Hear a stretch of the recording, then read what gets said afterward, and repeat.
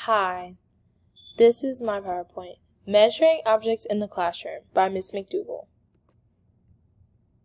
My objective. Today we will learn how to measure the length of objects using standard units. And we will also learn how to use and identify a ruler. To start the lesson, I will show them a ruler and explain to them that there are two units of measurement on the ruler, inches and centimeters. During this lesson, we'll really focus on inches. Then, after they have a good understanding of the ruler and how to use it, I will tell them to grab their pencil and measure it on the inches side. After they measure the pencil, I will ask them to measure their erasers just so that they get used to using the ruler and understanding how to record it and how, to use it. To end it, I will ask them to find 5 objects in the classroom, have them measure it, and then have them record it in the chart. And they'll record what the object is and how long it is. And this will just, help them.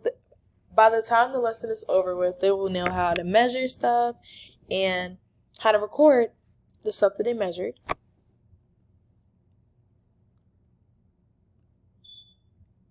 Part 2.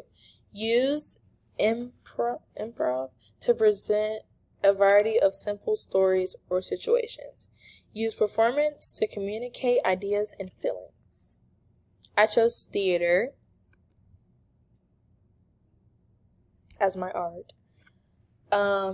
Ways to use improv to present a variety of situations. Ways that they can use it is they can use body language, facial expressions, and environmental awareness.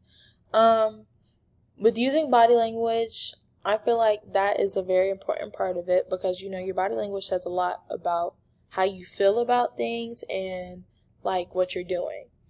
And I also put facial expressions because, you can tell a lot by a person's facial expressions, and I feel like before they say something with their mouth, their face says it all.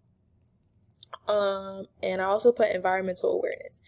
I feel like that's a good one to put down because you need to be aware of your, environment. You could use things or you could, certain things might give you ideas and stuff. It's just important to be aware of your environment. For example, I could tell my kids to act like they're in a thunderstorm outside. I could tell my kids to act like their favorite animal. I could tell them to act like they're really old just to see what they would do in that situation, to see how creative they can get, just to get a feel for, how creative they can get, honestly. Thanks. That's it.